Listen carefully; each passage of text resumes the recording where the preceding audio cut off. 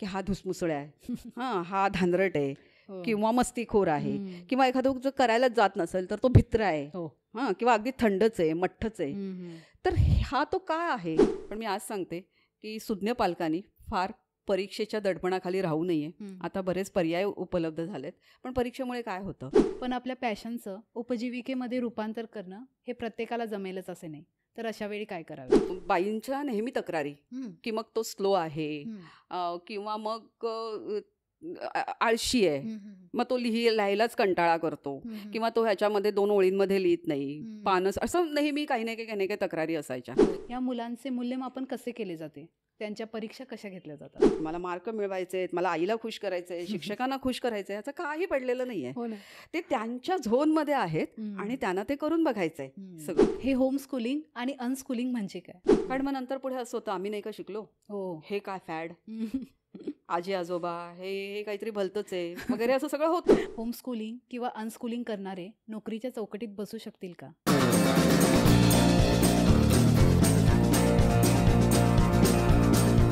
शिक्षण क्षेत्रात विशेष रुची असलेल्या आणि त्यामुळे वेगवेगळ्या शैक्षणिक प्रयोगांचा जवळून अभ्यास केलेल्या, स्वतःच्या मुलाचे होम स्कूलिंग करून त्याच्या करिअरमध्ये त्याला यश मिळवून देणाऱ्या आणि सहजांकूर या ऑनलाईन प्लॅटफॉर्मच्या माध्यमातून सहज शिक्षण किंवा सस्टेनेबल एज्युकेशन या विषयांवर पालकांना मार्गदर्शन करणाऱ्या प्रतिभा विश्वासराव यांच्यासोबत आज आपण होम स्कूलिंग ही संकल्पना काय आहे, त्याचे काय फायदे आहेत, होम स्कूलिंग करताना कोणत्या अडचणी येतात, अशा विविध प्रश्नांवरती उहापोह केला आहे. त्यामुळे व्हिडिओ शेवटपर्यंत पाहत राहा. आणि तुम्हाला जर आमचे व्हिडिओज आवडत असतील तर व्हिडिओला लाईक करायला, शेअर करायला आणि चॅनलला सबस्क्राईब करायला अजिबात विसरू नका. चला तर मग आजच्या या महत्त्वपूर्ण विषयाची सुरुवात करूया. मॅडम, तुमचे स्वागत आहे आमच्या उहापोह यूट्यूब चॅनलवर. थँक्यू. मॅडम, तुमच्या मुलाच्या शिक्षणासाठी एका टप्प्यानंतर तुम्हाला होम स्कूलिंग का करावं असं वाटलं? यामागे काही विचार होता का? हे बघ, सर्वसाधारणपणे आपण जेव्हा शाळेचा किंवा शिक्षणाचा मुलांचा विचार करतो तर आपल्या डोळ्यासमोर काय येते? शाळा. हो ना. ओके ना. हो. पण शाळा म्हणजे पुन्हा काय? इमारत. ती एकतर सर्वसाधारण असेल किंवा मग चकचकीत, आपापल्या चॉईसप्रमाणे आणि कुवतीप्रमाणे. हो. मग ती इमारत, त्याच्यामधल्या वर्गखोल्या, मग त्या वर्गखोल्यांमध्ये मुलं विभागलेली असतात इयत्तांमध्ये. वयाप्रमाणे जी विभागणी केलेली असते ती इयत्ता, आणि कुवतीप्रमाणे विभागणी केलेली असते ती तुकड्या. बरोबर. आता ही कुवत कुठली असते? त्यांची क्षमतांची असते, म्हणजे गुणांची असते ही विभागणी. जास्त मार्क, कमी मार्क, अशा प्रकारे विभागणी केलेली असते. नंतर बसण्याची रचना कशी असते? तर बेंचेस आहेत एकामागोमाग. बरोबर. त्यांची दप्तरं असतात. त्या दप्तरांमध्ये जी काही पुस्तकं आहेत, तो अभ्यासक्रम कोणी ठरवलेला आहे? शासनाने ठरवलेला आहे. हो ना. ती अशी पुस्तकं, त्या अभ्यासक्रमांमधनं शिकवणारे शिक्षक, आणि त्या अभ्यासक्रमांवर असणाऱ्या परीक्षा. आता या परीक्षा परत पुन्हा काय आहेत? त्या कशाच्या परीक्षा आहेत? की मुलं काय शिकली आणि किती शिकली ह्याच्यापेक्षा त्यांनी किती गुण मिळवले, म्हणजे या निकषावर मुलं गुणवान ठरवले जातात. बरोबर.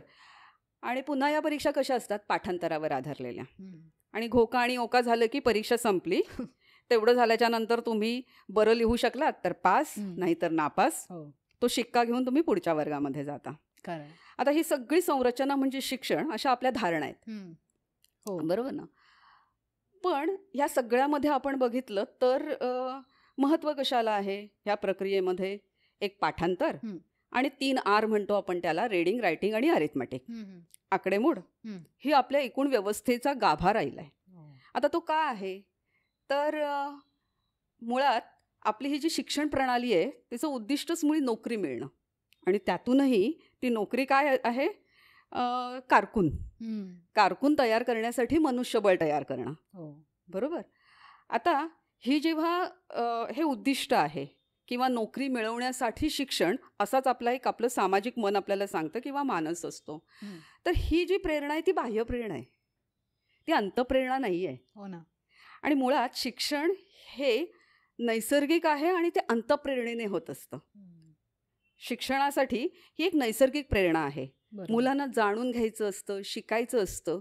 या व्यवस्थेमध्ये याला कुठेच जागा नाही आहे. बरोबर. बरोबर. आणि मुलांमध्ये अंगभूत कोणते गुण आहेत तर त्यांना कुतूहल असते, जिज्ञासा असते, त्यांना समजून घ्यायचं असतं, करून बघायचं असतं. ह्या सगळ्याला कुठे आपल्या व्यवस्थेमध्ये वावच नाही आहे. म्हणजे काय होतं, आपण त्यांच्या अंतःप्रेरणांचं दमन करतोय आणि बाह्य प्रेरणा लादतोय. शिकायचं कुणा कशासाठी? त्या कुठल्या तरी गोष्टींसाठी, नोकरीसाठी, बरोबर ना? तर मग तिथे त्या मुलांना का शिकावं असं वाटेल? हो ना, बरोबर. आणि म्हणून निनादच्या बाबतीत असं होतं की त्याचा जो काही इंटरेस्ट होता की त्याला प्रचंड प्रश्न असायचे, प्रचंड कुतूहल, प्रचंड जिज्ञासा आणि ते करून बघणं, ह्या सगळ्याला कुठे वाव नाही ना. आणि निनादच काय, कुठलंही मूल त्यांच्या गरजेसाठी शिकणार ना. तुम्हाला शिक्षक किंवा पालकांना हवं म्हणून परीक्षेसाठी शिकणं हे त्याच्यासाठी खूप जाचक असतं. तर ते कारण होतं. आणि दुसरी गोष्ट, आपल्या शिक्षण व्यवस्थेचा जो गाभा आहे, मगाशी मी म्हटलं तसं की पाठांतर आणि 3 R, रीडिंग, रायटिंग आणि अरिथमेटिक, हा गाभाच मुळी निनादसाठी प्रतिकूल होता.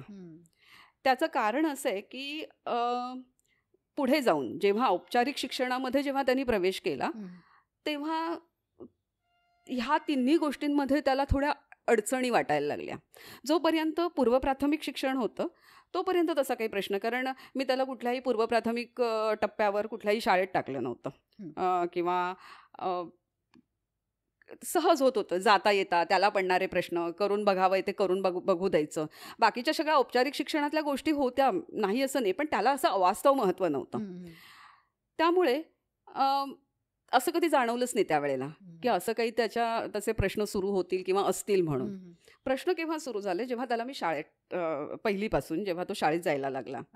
आणि तेव्हा मात्र ना बाईंच्या नेहमी तक्रारी की मग तो स्लो आहे किंवा मग आळशी आहे, मग तो लिहायलाच कंटाळा करतो किंवा तो ह्याच्यामध्ये 2 ओळींमध्ये लिहित नाही, पानस, असं नेहमी काही नाही काही तक्रारी असायच्या. तर मग मला तेव्हा प्रश्न पडला की काय, म्हणजे कशासाठी असेल आणि असं का. आणि मग म्हणून त्याचा मी शोध घ्यायला लागले. मग मला एका आर्टिकलमध्ये डिस्लेक्सियाची ती सगळी लक्षणं दिसली आणि मी आणखीन शोध घेतला आणि मग कन्फर्म झालं की त्याचा हा प्रश्न आहे म्हणून, हा प्रॉब्लेम आहे आणि ह्या समस्येला त्याला तोंड द्यावं लागतंय. आणि मग मी अधिक अभ्यास करायला सुरुवात केली त्याची आणि मग तो LD असल्याचं कन्फर्म झालं. तसं आता LD म्हणजे काय आहे, लर्निंग डिसॅबिलिटी असा त्याचा एक तांत्रिक फुल फॉर्म आहे. पण डिसॅबिलिटी हा प्रश्न कुठे येतो, कशाच्या संदर्भात येतो, तर जेव्हा रीडिंग, रायटिंग, पाठांतर, अरिथमॅटिक ह्या प्रक्रिया करताना, म्हणून मला ना हा टर्मच बरोबर नाही वाटत, लर्निंग डिसॅबिलिटी. त्यात अडथळे आहेत, त्याचं प्रोसेसिंग करण्यामध्ये प्रॉब्लेम येतोय, पण लर्निंगमध्ये काहीच प्रॉब्लेम नाही ना. जेव्हा अगोदरच्या टप्प्यावर तो शिकत होता तेव्हा त्याचा तो शिकतच होता, त्याच्या पद्धतीने शिकत होता फक्त.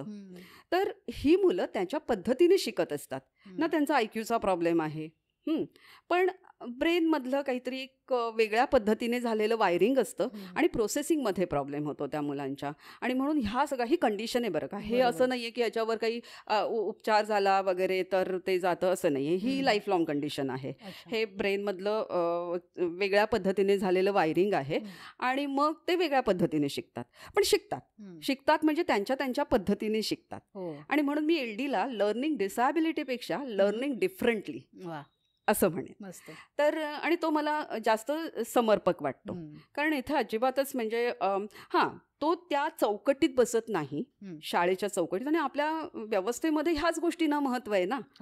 त्यामुळे मग तो मागे पडतो, व्यवस्थेत मागे पडतो, पण म्हणून शिकण्यात नाही मागे पडत. पण केव्हा, जेव्हा आपण त्याला आवश्यक असलेला अवकाश देऊ तेव्हा. अगदी बरोबर.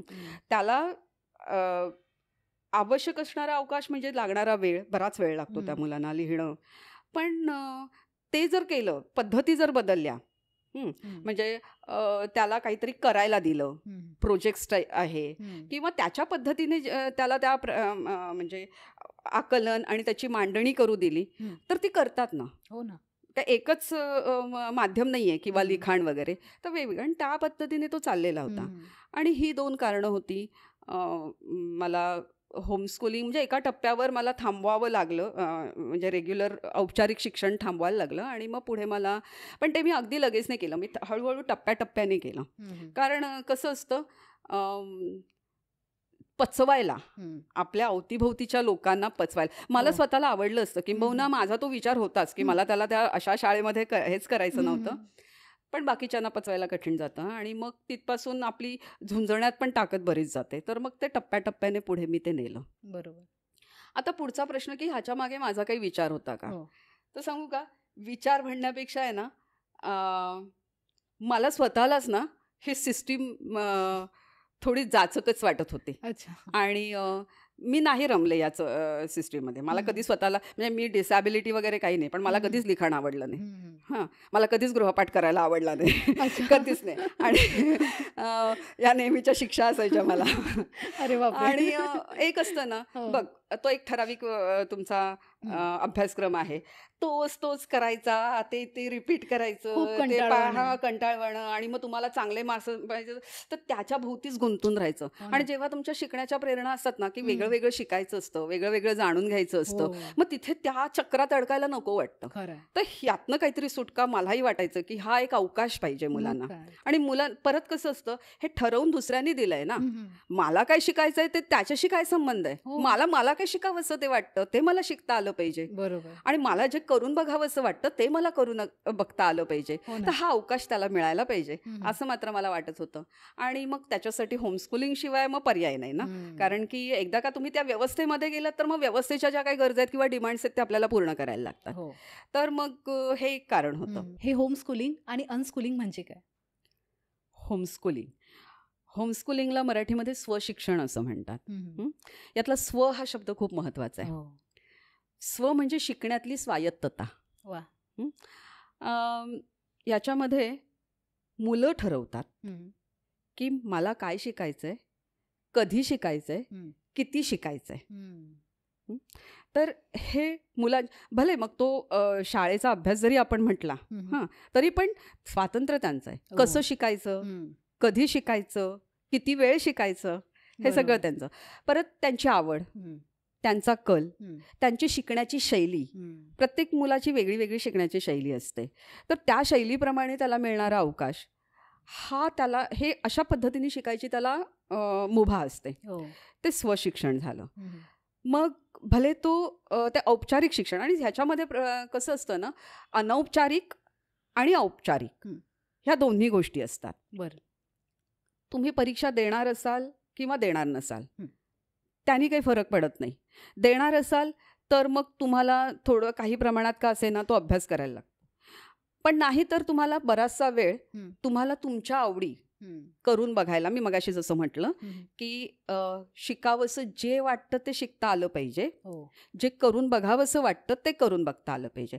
आता नॉर्मली काय होतं माहिती आहे का, की आपण ज्या वेळेला मुलं बघतात आणि शिकतात किंवा काही त्यांना वेगळं वेगळं करायला लागतं, तर आपल्याला काय वाटतं पालक म्हणून किंवा इतर, अरे ह्याचं काय चाललंय, काय ह्याला हेही शिकायचंय, तेही शिकायचंय, तेही शिकायचंय. हां, आणि मग काहीच असं वाटत नाही. पण त्याच्या प्रेरणा असतात, आंतरिक प्रेरणा असतात. तर ती एक आत्मशोधाची ती प्रक्रिया असते की काय करून बघणं. आणि हे अनेक, म्हणजे आपण लगेच ना त्याला परिमाण लावाल की हे करून तुला काय मिळणार आहे. पण त्याला जे काय मिळायचं ते त्याला मिळत असतं. त्याच्यावर लगेच आपल्याला शिक्का मारण्याची गरज नाही की ह्याला तुला किती प्रमाणात, त्याचा फायदा काय आणि तोटा काय. बरोबर. कारण प्रत्येक पालकाची तक्रारच असते, माझा मुलगा क्रिकेटच खेळतो, अभ्यासच करत नाही. अभ्यास सोडून दुसरं काही केलं तरी. आणि खेळाची आणखीन एक मजा तुला मी सांगते. जेव्हा आपल्या पालकांची जी तक्रार असते की ही मुलं खेळतात, पण हा खेळ काय असतो माहितीये की आपण म्हणतो की मुलं ही म्हणजे स्वप्रेरणा आहे, स्वयंस्फूर्ती आहे त्याच्यामध्ये, आणि त्यांना जे काय करावंसं ते करून बघणं आहे. तर याच्यामध्ये कुतूहल असतं, एखादी गोष्ट करून बघण्यामध्ये जिज्ञासा आहे. आणि मुलं कसं शिकतात, अनुकरणातनं शिकतात. बरोबर. आजूबाजूला काय घडतंय त्यातनं शिकतात, आणि त्याच्यामध्ये प्रचंड कृतिशीलता असते, ऊर्जा असते, आणि ते करून बघायचं असतं. आता ही साधनं आहेत मुलांच्या शिकण्याची, ही साधनं आहेत निसर्गाने दिलेली. ह्याला पैसे पडतायत का? नाही. ही निसर्गाने दिलेली साधनं आहेत, आणि त्या साधनांच्या माध्यमातून ही मुलं शोध घेत आहेत. मग कुतूहलातनं पडणारे प्रश्न, अनुभवातनं आजूबाजूच्या गोष्टीमधनं मिळणारे त्याचं ते अनुकरण करतात. अनुकरण करण्यासाठी त्यांची असलेली ऊर्जा वापरतात. त्यातून त्यांना अनुभव मिळतो, आणि तो जो मिळालेला अनुभव असतो त्याची जेव्हा ती पुनर्मांडणी करत असतात त्यांच्या अवकाशात, मागाशी जो मी म्हटलं जो निवांतपणा आहे, तर तो निवांतपणा आहे की त्यांना बाकी जगाचं काही पडलेलं नाही. मला मार्क मिळवायचे आहेत, मला आईला खुश करायचं आहे, शिक्षकांना खुश करायचं आहे, ह्याचं काही पडलेलं नाही आहे. ते त्यांच्या झोनमध्ये आहेत आणि त्यांना ते करून बघायचं आहे सगळं.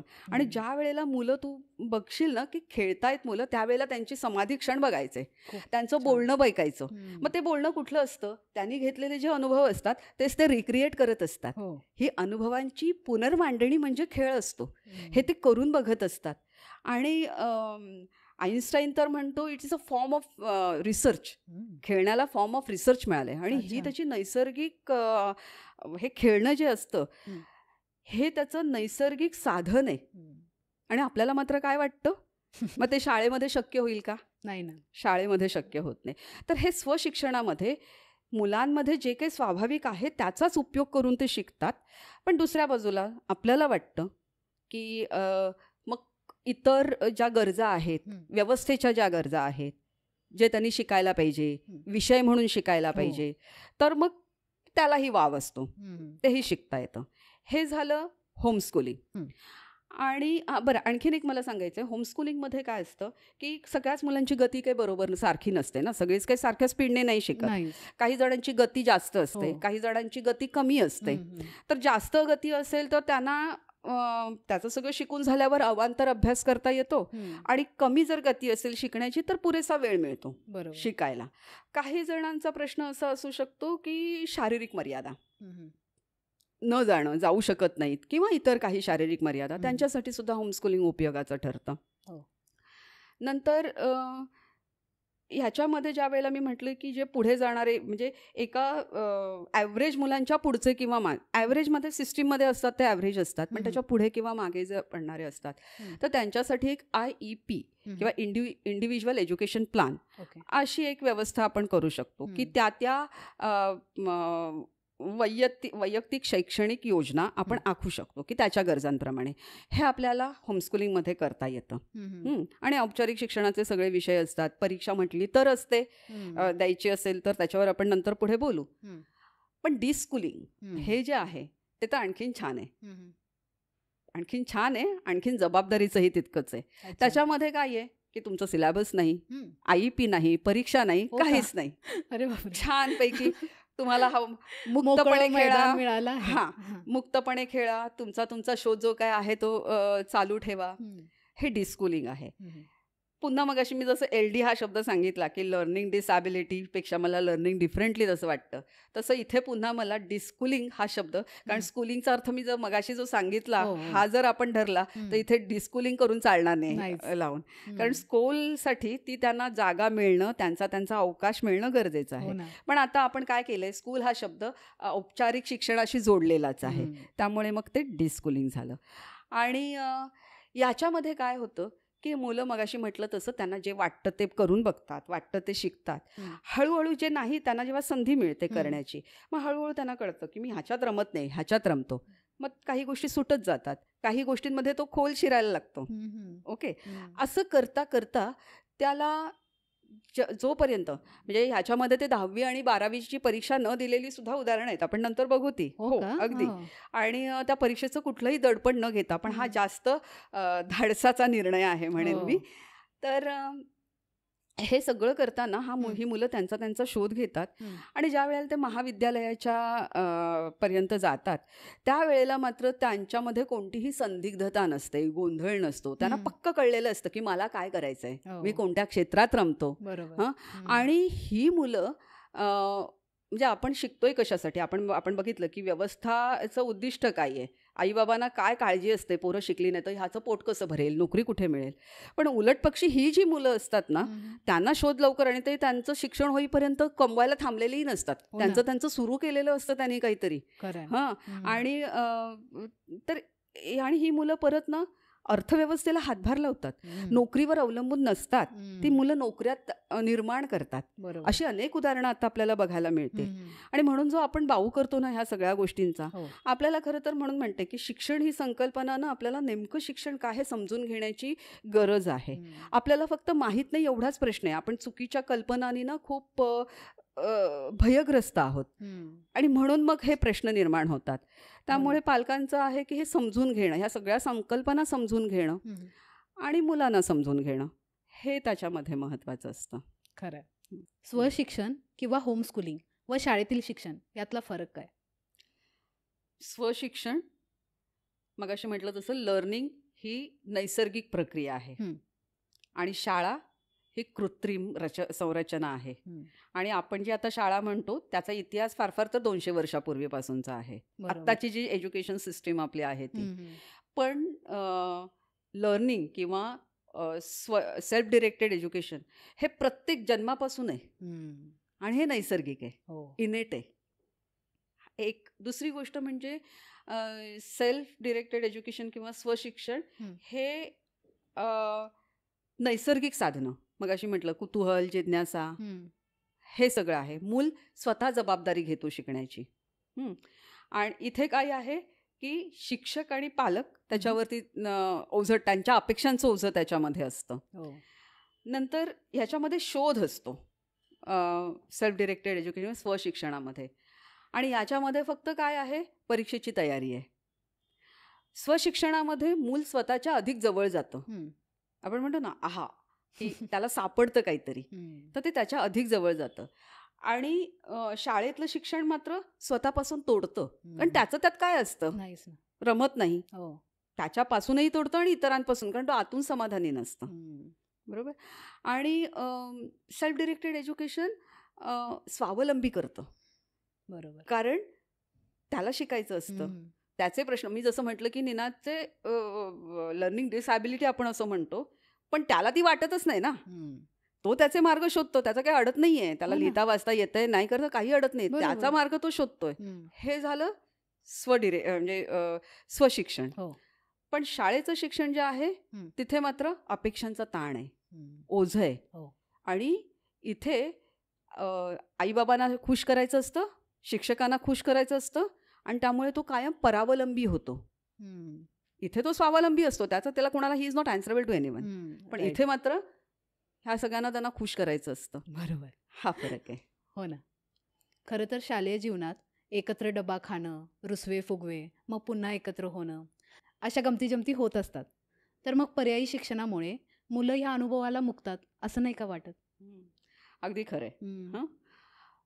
पण हे कधी घडतं, म्हणजे नक्कीच आहे की हे ते पण अनुभव, लहान मुलांचं त्या काळातले एक घनिष्ठ मैत्री, तर ह्या सगळ्या गोष्टी नक्की आहेत. पण हे कधी शक्य असतं, शाळा खऱ्या अर्थाने बालकेंद्रीय असेल तर. नाहीतर आपल्याला शाळेचे अनुभव पण माहिती असतात ना, की कधी कधी घाबरायलाही होतं आतापर्यंत, ते अनुभवही नकोसे वाटतात. आणि जेव्हा हा सामाजिकीकरणामधनं जेव्हा हा प्रश्न येतो की त्यांचं सामाजिकीकरण कसं होत असेल, होमस्कुलिंगवाल्यांचं हा सामाजिकीकरण शाळेमध्ये असल्याच्या नंतर हे सगळं एकत्र वाढणं आहे आणि त्यामुळे सामाजिकीकरण होतं. पण जर आपण अगदी बारकाईने विचार केला तर शाळेमध्येही गट असतातच की. म्हणजे बघा, शाळेमधली मुलं सुद्धा वयानुरूप विभागलेली असतात. आपण कप्पे पाडतो, बरोबर, वयानुरूप पण विभागलेली आहेत. आणि त्यांच्या म्हणजे आपण जास्त मार्क्स मिळणारी, मागे पडणारी, हे पण आहेतच. म्हणजे इथेही विभाग आहे. दुसरी गोष्ट, आपल्याला नाही वाटलं कितीतरी सुद्धा शाळांमध्ये सुद्धा असे कळप असतात की तो हुशार, तो हा. इथे परत गट पडतातच.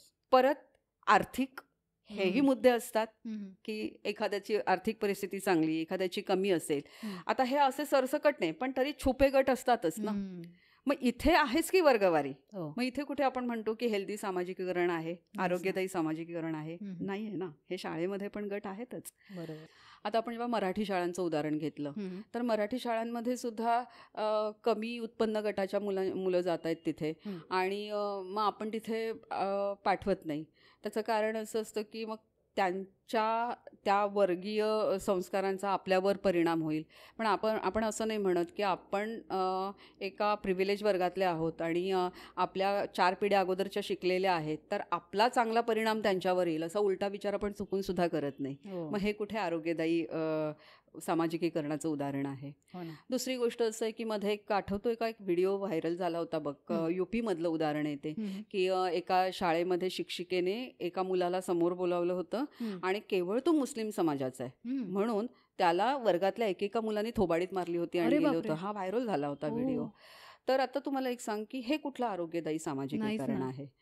नंतर त्या शिक्षिकेला वाटलं असेल का, तो आज मुलगा लहान आहे, तो आज हतबल आहे, आज एवढ्या मॉबच्या समोर तो एकटा आहे, तो आज रडतोय, पण हे जर हा राग आणि ही व्यथा जर त्याच्यामध्ये धुमसत राहिली तर हा उद्याचा मानवी बॉम्ब नसणार आहे का? खरं आहे. हा मी विचार आणि एक प्रकारे हा चाइल्डहुड ट्रॉमा मी म्हणते की तो ट्रॉमा तो कसा पुढे आयदर तो पूर्ण कोशात तरी जाईल किंवा तो आक्रमक तरी होईल. बरोबर. मी म्हटलं तसं मानवी बॉम्ब होईल तो ना, ह्याचा दोष आपण कोणाला द्यायचा? दुसरी गोष्ट म्हणजे संरक्षणाच्या बाबतीतचे आताचे जे काही मुद्दे आहेत हे सुद्धा, म्हणजे बाहेर विभागलेला गटागटामध्ये विभागलेला बाहेरचा समाज हा शाळेमध्ये पण आहे आणि तिथे आपलं पालक म्हणून काहीच नियंत्रण नाही आहे. पण जेव्हा माझ्याकडे होमस्कूलिंगमध्ये, म्हणजे होमस्कूलिंग म्हणून मी ज्या मुलाला घडवत असते तेव्हा त्याचं नियंत्रण माझ्याकडे असतं. बरोबर. आणि अशा कुठल्या वंचित गटासाठी संवेदनशील असण्याची, आणि ती मुलं असतात, होतात आणि ती जबाबदारी आपण पालक म्हणून घेऊ शकतो ना. आणि त्यामुळे मला असं वाटतं की ही मुलं जास्त संवेदनशील असतात, ह्यांचं सामाजिकीकरण जास्त चांगल्या पद्धतीने होतं. त्यामुळे ह्या गोष्टींचा बाऊ करण्यात काही अर्थ नाही. बरोबर. सामाजिक कौशल्य व क्षमता वाढवण्यासाठी होमस्कूलिंग आणि अनस्कूलिंगमध्ये कोणते प्रयत्न केले जातात? खरं सांगू का, ह्याच्यामध्ये खरं तर वेगळे फार प्रयत्न करण्याची गरज नाही. होतं काय, मी मगाशी म्हटलं तसं की शाळांमधलं शिक्षण हे कप्पेबंद असतं. त्याच्याच वयाची मुलं बरोबर आहेत, त्याचाच ग्रुप आहे, परत परत त्याच मुलांचं. पण होमस्कूलिंगमध्ये काय असतं, तो वेगवेगळ्या वयोगटातल्यांशी त्यांचं इंटरॅक्शन होत असतं. बरोबर. वेगवेगळ्या ठिकाणी ते शिकायला जात असतात, वेगवेगळ्या ठिकाणशी त्यांची ओळख होत असते आणि त्यामुळे इकडचं सामाजिकरण मला वाटतं जास्त आपण इन्क्लुझिव्ह होतं, समावेशक होतं. आणि म्हणजे मुलांना वेगवेगळे अनुभव की वेगवेगळ्या वर्गातली लोक काय आहेत हे त्यांना कळतं, कारण ते जिवंत अनुभव घेत असतात ना. आणि त्यामुळे त्यांना कुठला वर्ज नाहीये, कुठली कम्युनिटी वर्ज नाहीये, कुठला गरीब लोकांबद्दल किंवा ह्या त्यांच्या अभ्यासामध्ये ह्या सगळ्या समस्या त्यांच्या ओळखीच्या होतात आणि त्याच्याबद्दलच्या त्यांच्या मनोभूमिका, त्याच्याबद्दल विचार करणं हे जास्त गांभीर्याने घडतं. आणि प्रयत्न म्हणशील तर आपण काय करू शकतो, वेगवेगळ्या ऍक्टिव्हिटीज वेगवेगळ्या ग्रुपमध्ये घेऊ शकतो, घेऊन जाऊ शकतो. किंवा मी तर मला तर एक होतं, म्हणजे मी ज्या मराठी शाळांमधल्या मुलांचं तर काही भाजीवाले पालक होते, काही असे होते आणि एकत्र. आणि मी तुला खरं सांगू का की जितक्या जास्त आव्हानांना आपण आयुष्यामधल्या आव्हानांना तोंड देतो ना, देणाऱ्या लोकांमध्ये आपण असतो, तितकं आपल्याला आपण अनुभव समृद्ध होतो. तर अशा अर्थाने मुलं जी सेल्फ डिरेक्टेड आहेत ती मुलं अनुभव समृद्ध तशी होत असतात. त्यामुळे ह्या गोष्टीचा पुन्हा बाऊ करण्यात काही अर्थ नाही. होमस्कूलिंग सगळ्याच पालकांना शक्य नसते, पण ज्या पालकांना आपल्या मुलांचे होमस्कूलिंग करायचे आहे, शिवाय जे दोन्ही पालक नोकरी करतात, त्यांनी हे कसे साध्य करायचे? सगळ्यात पहिल्यांदा पालकांना ठरवायला लागेल की आपण होमस्कूलिंगचा निर्णय का घेतोय. म्हणजे ट्रेंड आहे म्हणून होमस्कूलिंग करतोय, किंवा स्वतःच्या काही कल्पना आहेत, किंवा आपलं मूल खूप लवकर शिकणारं आहे किंवा मागे पडणारं आहे. तर नेमकं काय कारण आहे, कुठल्या कारणासाठी आपण होमस्कूलिंग करतोय. कारण मग त्याप्रमाणे आपल्याला त्याची रचना करता येते, त्याप्रमाणे आपल्याला ठरवता येतं. जर पुढे मागे जाणारं, जर ॲव्हरेज मुलांमध्ये जर बसणारं मूल नसेल तर मग त्याप्रमाणे मगाशी मी म्हटलं तसं IEP, त्याचा इंडिव्हिज्युअल एज्युकेशन प्लॅन हा तयार करायला लागतो आणि त्याप्रमाणे रचना करायला लागते. तर सगळ्यात पहिल्यांदा आपल्याला का ट्रेंड म्हणून कुठलीच गोष्ट करू नये असं माझं मत आहे. आणि किंवा मग कधी कधी आपल्याला असं वाटतं की कमी खर्चात होतं का, तर कमी खर्चात होतं का वगैरे म्हणण्यापेक्षाही आपण आपला खर्च केलेल्या प्रत्येक पैशाचा छान उपयोग करून घेऊ शकतो. कमी किंवा जास्त हा काही मुद्दा नाही आहे. बरोबर. कारण मगापासून आपण जे बोलतोय स्वशिक्षण हे नैसर्गिक साधनांमधनंच आपण करतोय. त्यामुळे तो मुद्दा नाही आहे. त्याचा पुढचा मुद्दा आहे की मूल कसं शिकतं होमस्कूलिंग करण्यासाठी. कारण पालक जबाबदारी घेणार असतात ना त्यांच्या शिकवण्याची म्हणा किंवा त्यांना शिकतं करण्याची. तर पालकांना माहिती असायला पाहिजे मूल कसं शिकतं.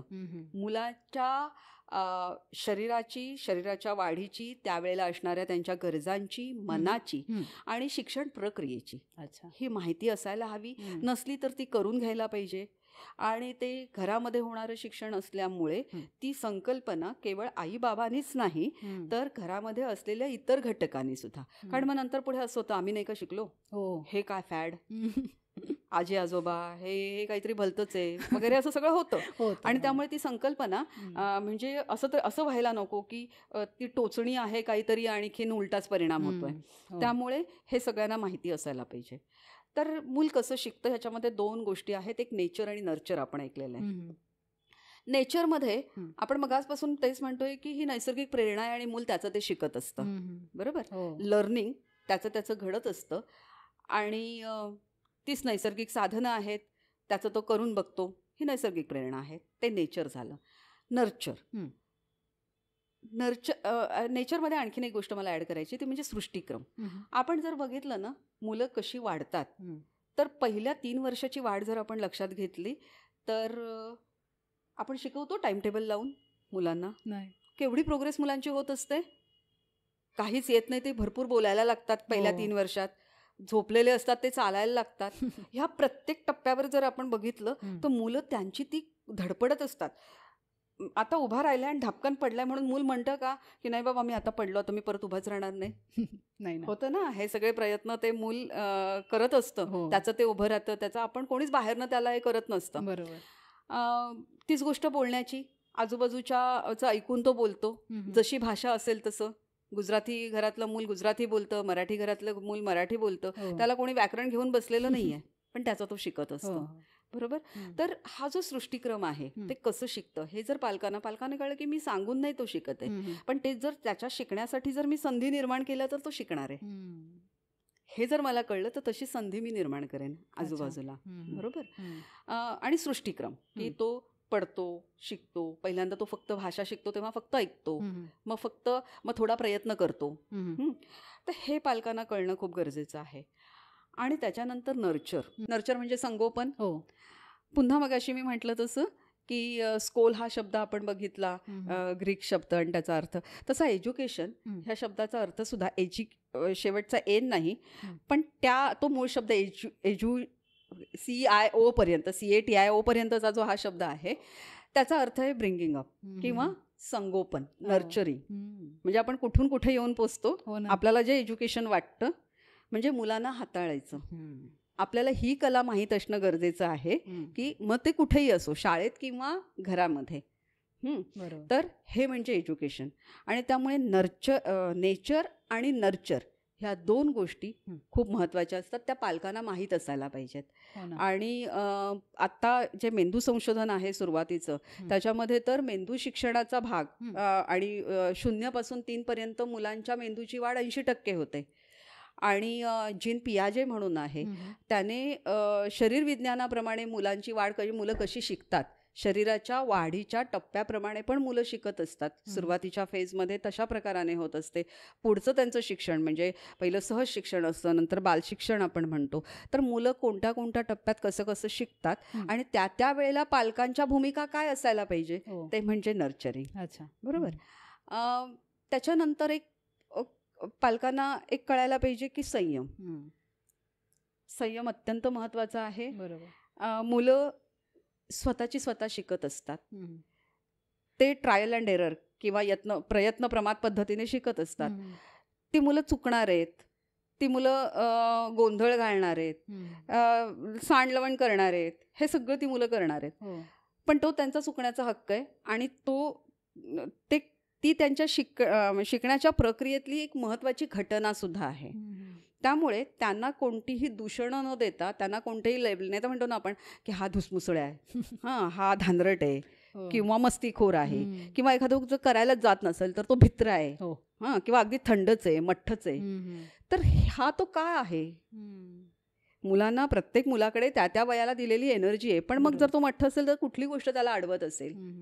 तर हे पालकांनी अंतर्मुख होण्याच्या गोष्टी आहेत, शोधण्याच्या आहेत, त्याला लेबलिंग करण्याच्या नाहीत. आणि ह्या गोष्टी संयमाने घेतल्या पाहिजेत. बरोबर. दुसरी गोष्ट म्हणजे काळात होणारा बदल. आपण काय करतो पालक म्हणून, आमच्या काळी कसं होतं आपण ते पॅरामीटर लावायला जातो, पण काळ बदललाय ना. बरोबर. आव्हानं बदललेली आहेत, परत साधनं बदललेली आहेत काळाप्रमाणे. आता आपण पाटी पेन्सिल वापरतोय का? नाही ना. त्यावेळेला काही मोबाईल, टॅब किंवा असं काही कॉम्प्युटर नव्हता. तर आता मुलं तर दिवसेंदिवस ती वाढणार आहे, त्यामुळे त्याप्रमाणे त्यांची साधनही बदलणार आहे, संस्कृती बदलते, त्याप्रमाणे जीवनमूल्य बदलतात. मग तिथे कुठेतरी आपल्याला प्रत्येक वेळेला असं म्हणून चालणार नाही आमच्या काळी असं होतं आणि आताची मुलं. तर आपल्याला हा जो बदल आहे हा स्वीकारायला लागतो. बरोबर. हा बदलही लक्षात घेतला पाहिजे. तर अशा सगळ्या गोष्टी, कारण ते आपल्या आयुष्यावर परिणाम करत असतात, ह्या गोष्टी स्वीकारायला लागतात पालक म्हणून. आता नोकरी जर करणारे पालक असतील आणि त्यांना होमस्कूलिंग करायचं असेल तर आपल्याला एक गोष्ट लक्षात घेतली पाहिजे की मुलांना शिकण्यासाठी एक स्थिर गोष्टीची गरज असते किंवा स्थैर्याची गरज असते. कोणीतरी एक सतत त्यांच्याबरोबर असण्याची गरज असतेच असते.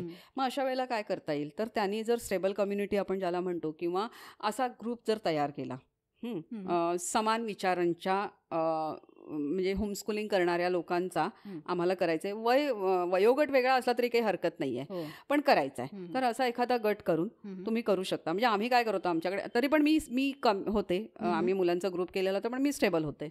पण मग तुम्ही छोट्या छोट्या सहली करू शकता, आळीपाळीने तुम्ही जबाबदाऱ्या घेऊ शकता, अशा पद्धतीने करता येतं. शनिवार रविवार सुट्टी असेल तर, आणि अशा प्रकाराने जबाबदाऱ्या वाटून घेऊन, पण मात्र ग्रुप लागतो आणि कोणीतरी एक लागतंच की, कारण असं तर पूर्ण तुम्ही सोडू शकत नाही आणि ती खूप मोठी जबाबदारी आहे ती. आणि म्हणूनच ना सुरुवातीला त्या सगळ्याचा अंदाज घेणं गरजेचं आहे की, आणि जर शक्य असेल आपल्याला तेवढी गरज नसेल तर मग एकाने ह्या म्हणजे मुलांच्यासाठी वेळ देणं हा मार्ग पत्करावा. खरं तर गरजच असेल तर मग स्टेबल कम्युनिटी हा एक पर्याय आहे आणि जबाबदाऱ्या वाटून घेऊन हा प्रकार तुम्हाला करता येतो.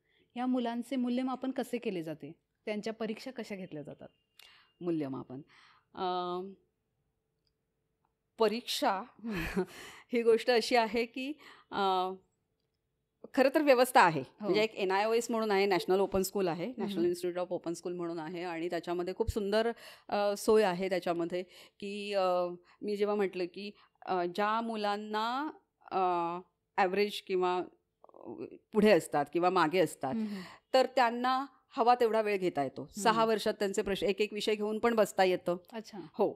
नंतर तुम्हाला बरेच चॉईस आहेत, सब्जेक्टसाठी चॉईस आहेत, तर आवडीप्रमाणे घेता येतात. नंतर तुम्हाला परीक्षा द्यायची असेल तर द्या, नाही तर देऊ नका, पण द्यायची असेल तर 3री, 5वी, 8वी ह्या लेवलवर देता येतात. आणि नंतर मग 10वी आणि 12वी ह्याच्यावर तुम्ही बाहेरनं परीक्षा देऊ शकता. दुसरं, आता महाराष्ट्र म्हणजे प्रत्येक राज्यांनी सुद्धा ओपन स्कूल केलेलं आहे त्यांच्या रिजनल लँग्वेजमध्ये. कारण ओपन स्कूलमध्ये NIOSमध्ये काय होतं, इंग्रजी भाषा आहे, माध्यम आहे, पण रिजनल लँग्वेजमध्ये सुद्धा प्रत्येक राज्यांनी सुरू केलेलं आहे. आपल्याकडे 2017 सालापासून हे सुरू झालेलं आहे. आता त्याच्यामध्ये किती 3रीला नाही आहे, 5वी, 8वी ह्या लेवलला तुम्ही त्या परीक्षा देऊ शकता. नंतर 10वी आणि 12वीला 17 नंबरचा फॉर्म भरून तुम्ही ही परीक्षा देऊ शकता. ओके. ह्या मूल्यमापनाचा आज मी सांगते, तेव्हा मी पण परीक्षेचा प्रचंड बाऊ केला, कारण आजूबाजूचं दडपण होतं. पण मी आज सांगते की सुज्ञ पालकांनी फार परीक्षेच्या दडपणाखाली राहू नये. आता बरेच पर्याय उपलब्ध झालेत, पण परीक्षेमुळे काय होतं तर आपण एका चक्रात अडकतो. आपण बाहेर जातच नाही, कारण तुम्हाला काय असतं, परीक्षेमध्ये तुम्हाला गुण मिळवायचे असतात. मग तोच सिलेबस परत करणं, रट्टा मारणं, त्याच्यामध्ये नवीन शिकणं, नवीन शोध घेणं, हे काही घडत नाही. मला कधीच परीक्षा मानवली नाही. मी माझं एक उदाहरण सांगते की ज्या वेळेला मराठी मला आवडतं, आणि 11वी मधला किस्सा येतो. तर मला पेपर लिहिताना एक प्रश्न आला की कुंजाचं मन एका कलाकाराचं मन आहे हे स्पष्ट करा. आणि अगोदर मी लिहिलं सगळं जे काय लिहायचं ते, आणि हा प्रश्न आला आणि मी इतकी त्या प्रश्नात ही झाले ना की तो मी संपेपर्यंत त्या प्रश्नाचं उत्तरच लिहित सुटले. बापरे. माझा पेपर 3 तुकड्यांमध्ये फिरवला, पण मला मार्क किती मिळाले काय ना, मला कोण देणार? मी पहिले 3-4 प्रश्नांची जर उत्तरं दिली असेल तर मला 100 पैकी मार्क मिळणार नाही. पण तरी तो एक आनंद आहे ना काहीतरी सापडल्याचा, काहीतरी समाधानाचा. ते समाधान मात्र मला त्या प्रश्नाने किंवा त्या लिहिण्याने, त्या प्रक्रियेने मला मिळालं. किंवा ज्या वेळेला 12वी निनाद होता त्यावेळेला त्याची इतकी म्हणजे हे कशासाठी परीक्षा आहे बघ ना, त्याचं फिल्टर पूर्णपणे वेगळं. मग मी ही का देतोय? बरोबर. माझा वेळ फुकट जातोय, माझा पैसा फुकट जातोय, माझी ताकद ऊर्जा फुकट जाते. खरं. आणि अशी काही उदाहरणं आहेत. म्हणजे मालविका जोशी म्हणून एक उदाहरण आहे की त्यांनी त्या मुलीने 10वी 12वी 7वीत तिला बाहेर काढलं तिच्या आईने. सुप्रिया जोशी म्हणून त्यांनी त्यांचं खूप एक छान उदाहरण आहे ह्याच्या संदर्भातलं. त्यांनी बाहेर काढलं आणि यू वोंट बिलीव्ह की तिने 10वीची परीक्षा नाही दिली, 12वीची परीक्षा नाही दिली, पण ऑफकोर्स तिच्या आवडीचं मध्ये ती खोल शिरत गेली. तिच्या आईने त्याचं सगळी जबाबदारी घेतली ते ठरवण्याची वगैरे, आणि तिला तो अवकाश मिळू दिला आणि MIT मध्ये तिचं सिलेक्शन झालं. हो का? आणि पुढचं हायर एज्युकेशन तिने केलं. हे सांगण्याचा मुद्दा इतकाच आहे की आपण परीक्षेचा खूप बाऊ करू नये ना, शिकण्याच्या प्रक्रियेला मुकू नये. मग जे टप्पे आहेत तेवढे करावेत. आणि इंजिनिअरिंग, मेडिकल वगैरे हे पण तुम्हाला परीक्षा दिल्याच्या नंतर 10वी 12वीची परीक्षा 17 नंबरचा फॉर्म भरून तुम्ही देऊ शकता आणि त्याच्यानंतर तुम्ही एंट्रन्स एक्झाम देऊन तुम्ही करूच शकता. त्यामुळे तसा काही प्रश्न येत नाही. पण परीक्षेला किती अवास्तव आपण महत्त्व द्यायचं. आणि आजकाल सांगू का की तुम्हाला तुमच्या क्षमता किती आहे त्या आजमावलं जातं. तुमच्या डिग्रीचे मार्क्स आजकाल कोणी विचारत नाहीत. डिग्री नावालाच असते, नाही विचारत. कारण आजकाल ह्याच्यामध्ये सुद्धा तुम्हाला डिग्र्या असलेल्यांना कडे कौशल्य नाही आहेत. त्यामुळे नोकरीसाठी ती लोक एलिजिबल नाहीच आहेत. म्हणजे तुमच्याकडे नोकरी आहे, डिग्र्या आहेत म्हणून तुम्हाला नोकरी मिळतेच असं नाही सांगता येत. पण तुमच्याकडे क्षमता असेल तर तुमच्याकडे नोकरी नसेल तरी यू कॅन सर्व्हाइव्ह. बरोबर. पण आपल्या पॅशनचं उपजीविकेमध्ये रूपांतर करणं हे प्रत्येकाला जमेलच असे नाही. तर अशा वेळी काय करावे?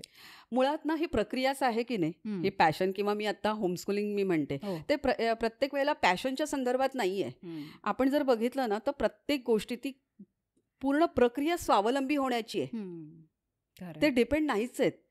मगाशी आपण हा मुद्दा जेव्हा घेतला त्यावेळेला ते नोकरीवर अवलंबूनच राहत नाही. त्यांचा मार्ग अगोदरच त्यांना सापडलेला असतो. आणि त्यामुळे ते उलट अर्थव्यवस्थेमध्ये भर टाकत असतात. हे मात्र खरं. कारण कौशल्य असतात. बरोबर ना. आणि मग कळतं तुम्हाला. मला असं वाटतं की होमस्कूलिंगमध्ये किंवा पालकांनी काय केलं पाहिजे, एक पॅशन भाग झाला आणि दुसरं जीवन कौशल्य. तुम्ही जीवन कौशल्यासाठी जेव्हा मुलांना तुमची जीवन कौशल्यात जेव्हा तुम्ही पारंगत होता तेव्हा गरजेचीच असतात ना. त्यात तुम्ही झालं तर आपल्या मानवी गरजांच्या पलीकडे कुठलं व्यवसाय आहेत यातलं काहीतरी आहे ना. पॅशन आणखीन एक पुढचं झालं. त्या जीवन कौशल्यापैकी पण तुम्ही कुठल्याही गोष्टी तुमच्या सर्व्हायवलसाठी वापरू शकता. त्यामुळे ह्या 2 गोष्टी महत्त्वाच्या असल्या तर नक्कीच आपण ह्या प्रश्नावर मात करू शकतो. होमस्कूलिंग किंवा अनस्कूलिंग करणारे नोकरीच्या चौकटीत बसू शकतील का? त्या नोकरीमध्ये त्यांना स्वतःचा वाव असेल, स्वतःला काहीतरी करण्यासाठी वाव असेल तर ते नक्कीच करतील. पण तो नसेल तर मुळात ना ते नोकरीवर अवलंबून राहणारच नाहीत, ते त्या दिशेने जाणारच नाहीत. होमस्कूलिंग हे महागडे आहे आणि ते फक्त श्रीमंतांना किंवा उच्च मध्यमवर्गीयांना शक्य आहे किंवा हे श्रीमंतांची चोचले आहेत असा समज प्रचलित आहे. तर यावर तुमचे काय म्हणणे? मी तेच म्हणते की शिक्षण ही संकल्पना नीट न कळल्यामुळे हा प्रश्न उद्भवतो. ओके. आपण मगाचपासून म्हणतोय होमस्कूलिंगमध्ये आपण स्कूल बघितला की अशी निवांत जागा मोकळीक मिळणं गरजेचं आहे म्हणून आपण स्कूल ही संकल्पना स्पष्ट केली. आणि होमस्कूलिंगमध्ये आपण बघितलं की काय साधनं आहेत.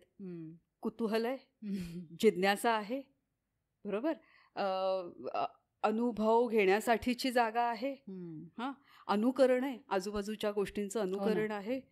आता ह्या सगळ्याला कुठे पैसे पडतात? बरोबर, ह्याला पैसे नाही पडत. ह्याला फक्त आणि मुलांच्या अंतःप्रेरणा त्या अंतःप्रेरणेने शिकत असतात. तर त्यांना फक्त वेगवेगळे अनुभव आपल्याला द्यायचे असतात. आता प्रश्न राहिला की जर पालकांनी त्याच्यापैकी असं असू शकतं की एका पालकाला घरी राहावं लागतं आणि दुसऱ्या पालकांना बाहेर जावं लागतं. पण आज जेव्हा 2 पालक बाहेर जातात तर ते का जातात? शाळांची अवाढव्य फी देण्यासाठी जातात ना. बरोबर. पण तोच जर मार्ग, तोच जर पर्याय एखाद्या पालकांनी घरी राहिले, त्याच्यामध्ये काही तुम्ही कॉन्ट्रीब्यूट फार मोठं करत नाही. नोकरी शेवटी तुम्ही पैशासाठीच कमवता. तर पैसा कमवला काय आणि पैसा वाचवला काय ही एकच गोष्ट आहे. बरोबर. इथे हा प्रश्न काही प्रमाणात सुटतो आणि गरजा शेवटी आपण वाढवू तितक्या असतात. खरं. त्यामुळे इथे हा एक काही प्रमाणातला प्रश्न मार्गी लागतो. दुसरी गोष्ट म्हणजे आपण जरा इतिहासाकडे बघू शिक्षणाच्या. तर आपली जी प्राचीन अगदी आपण कॉलर ताट करून सांगतो की आमची गुरुकुल शिक्षण पद्धत, आपल्याला तीच माहिती असते. पण गुरुकुल शिक्षण पद्धत ही एका ठराविक वर्गापुरती मर्यादित होती.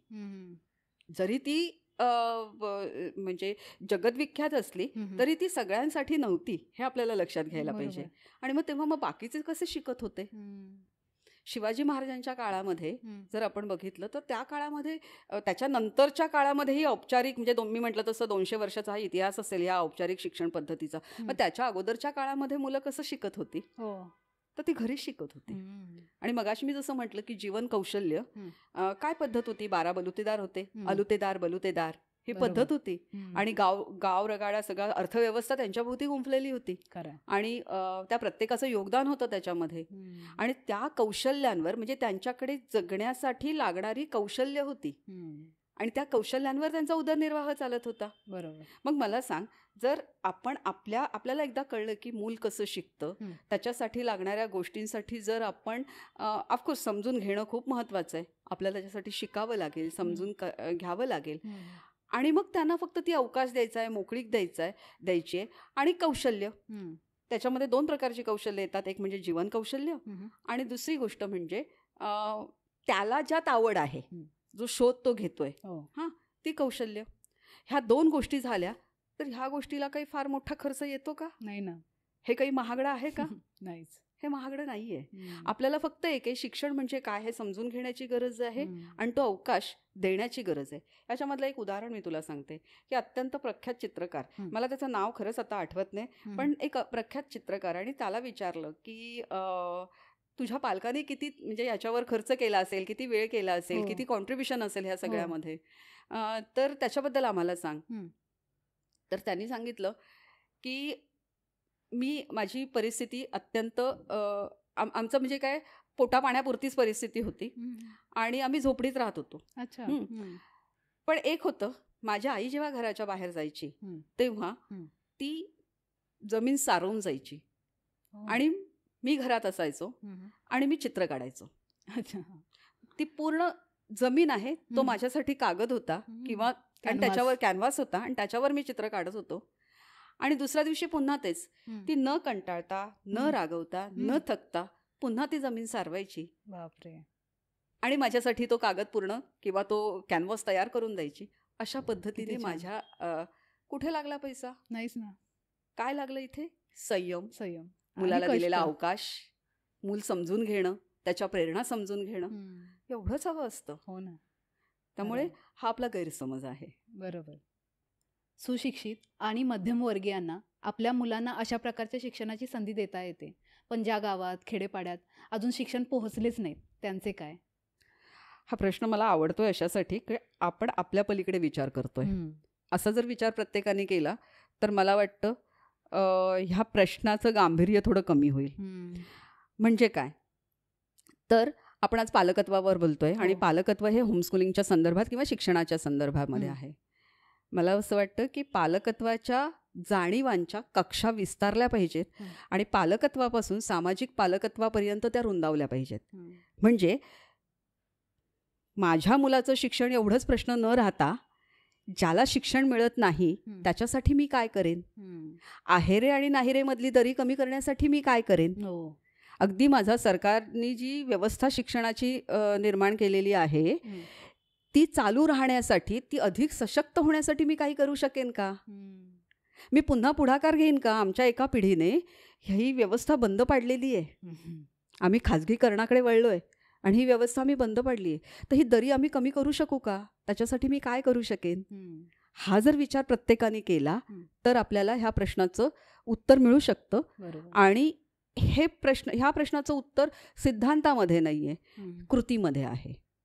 ह्या प्रश्नाचं उत्तर आत्मपरीक्षण करण्यामध्ये आहे, चिंतन करण्यामध्ये आहे. कारण जर आता आपण बघितलं की ज्या पद्धतीने खाजगीकरण वाढलेलं आहे, हे जर असं सुरू झालं ना तर पुढची पिढी नाही शिकणार, नाही शक्य. आपण मगाशी हा मुद्दा घेतला की फक्त मुलांना शाळांची फी भरण्यासाठी दुसऱ्या पालकाला जर नोकरी करावी लागत असेल तर मुलांच्या भावनिक गरजांचं काय? बरोबर. हा प्रश्न आहे. मग जर आम्हाला ते टाळायचं असेल तर आम्हाला ह्या जर आम्हाला ते टाळायचं असेल तर आम्हाला ह्या ज्या शाळा आहेत सरकारच्या आणि सरकारी अनुदानित असलेल्या ह्या परत सक्षम कशा होतील ह्याच्यावर विचार करायला लागेल. आणि मी एक सांगेन की सुदैवाने ना हे परिवर्तन फक्त आपल्याला डोळसपणे बघायचं आहे, हे परिवर्तन घडताना दिसतंय. मी एका नाशिकमधल्या हिवाळी गावातल्या शाळेचं उदाहरण देते. केशव गावित म्हणून शिक्षक आहेत. अच्छा.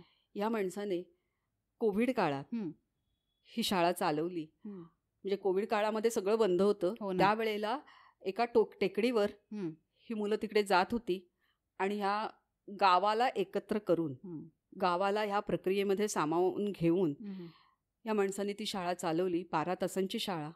आणि ह्या शाळेचं जेव्हा आता बरीच उदाहरणं झालीत की 12 तास ती शाळा, ती मुलं काय करतात, ती शिकतात, ती शेती करतात, ती वेगवेगळे प्रोजेक्ट्स आहेत, म्हणजे जीवन कौशल्य आहे. छान इंग्रजी बोलतात. एका वेळेला म्हणजे 700-800 पर्यंतचे पाढे म्हणतात, त्याच्याही पुढचे पाढे म्हणतात. 2 हातांनी लिहिणं. मला फक्त इतकंच असं अशी मोठी लिस्ट सांगता येईल. मला इतकंच म्हणायचं की आता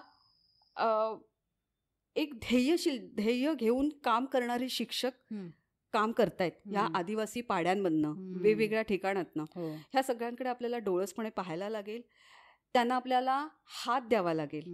एक वाबळेवाडीची शाळा म्हणून आहे, वारे गुरुजींची. त्या शाळेचा तर इतका कायापालट झालाय की ही शाळा जिल्हा परिषदेची आहे म्हणून ओळखताही येत नाही. आणि असे अनेक प्रयोग आता चालू आहेत. आणि आपल्याला ना पुन्हा एकदा तिकडे जावं लागेल. आणि हा प्रश्न माझ्या पुरता नाही, तर आणखीन म्हणजे ही व्यवस्था बदलण्यासाठी आपल्याला या ना त्या गोष्टींमध्ये आपल्याला कॉन्ट्रीब्यूट करायला लागेल. तर आता आपण ना हा जो बदल घडतोय शिक्षण व्यवस्थेतला, हा आपण लक्षात घेतला पाहिजे. आणि मला जास्त आशादायक आणि आश्वासक गोष्ट घडताना दिसते ती म्हणजे येणारा NEP, न्यू एज्युकेशन पॉलिसी. ह्याच्यामध्ये ह्या सगळ्या समस्यांचा विचार केला गेलाय. आणि जर आपण जाणून घेतली, याच्यामध्ये पुन्हा एकदा आपण या प्रक्रियेमध्ये आलो तर आपल्याला काहीतरी सोल्युशन मिळू शकतं. पण याच्यामध्ये आपल्याला जसं राष्ट्रीय कर्तव्य म्हणून आपल्याला ह्या कामाकडे बघायला लागेल. आणि इथून पुढे 21व्या शतकातलं जे शिक्षण असणार आहे, आज आपण काय बघतो, एक बंद पडत चाललेली व्यवस्था किंवा खाजगीकरण असणाऱ्या प्रचंड अवाढव्य फी असणारी व्यवस्था आणि एकदम होमस्कूलिंग, अशी आपण 3 टोकं बघतोय. इथून पुढचं शिक्षण आहे ना अशा टोकाटोकानी नाही चालणार. हे सगळं एकत्र येणं गरजेचं असणार आहे. त्यामुळे घरामध्ये पालकांना सुद्धा याच्यामधली जाणीव जागृती होण्याची गरज आहे. शाळांनी सुद्धा सक्षम व्हायला पाहिजे. पण केवळ सक्षम होऊन चालणार नाही, सरकारने त्याची जबाबदारी घेतली पाहिजे. आणि केवळ सक्षम होऊन नाही चालणार, तर शाळांनी त्यांचं स्वरूप बदललं पाहिजे. जसं आपण म्हटलं की होमस्कूलिंगमध्ये काय आहे, आपण शोध घेतोय. तो जो शोध आहे, आज मला इंडिव्हिज्युअल लेवलवर किंवा वैयक्तिक लेवलवर त्या सगळे साधनं मला त्या मुलाला अवेलेबल करून देणं शक्य नाही होत. मग ही जबाबदारी शाळांनी घेतली पाहिजे. आणि बंदी शाळा आजच्या ज्या आहेत त्या संधी शाळा झाल्या पाहिजेत, मुलांना संधी पुरवून देणाऱ्या शाळा झाल्या पाहिजेत. आणि मग ह्याची प्रत्येक नागरिकांनी ह्याची जबाबदारी, हे फक्त आता मी हा प्रक्रियेतनं बाहेर पडले आणि आता तरुण पालकांचा हा प्रश्न आहे असं न बघता ही पूर्ण व्यवस्था उभी राहावी म्हणून आपलं प्रत्येकाचं काही ना काही कॉन्ट्रीब्युशन याच्यामध्ये असलं पाहिजे. तर आपल्याला ह्या प्रश्नाचं उत्तर नक्की मिळू शकतं. नक्कीच. होमस्कूलिंग आणि 21व्या शतकातील बदलत्या शिक्षण पद्धतीबद्दल आम्हाला सविस्तरपणे माहिती दिल्याबद्दल तुमचे मनापासून धन्यवाद मॅडम. मला पण व्यक्त होण्याची संधी दिल्याबद्दल उहापोहचे खूप खूप धन्यवाद. धन्यवाद.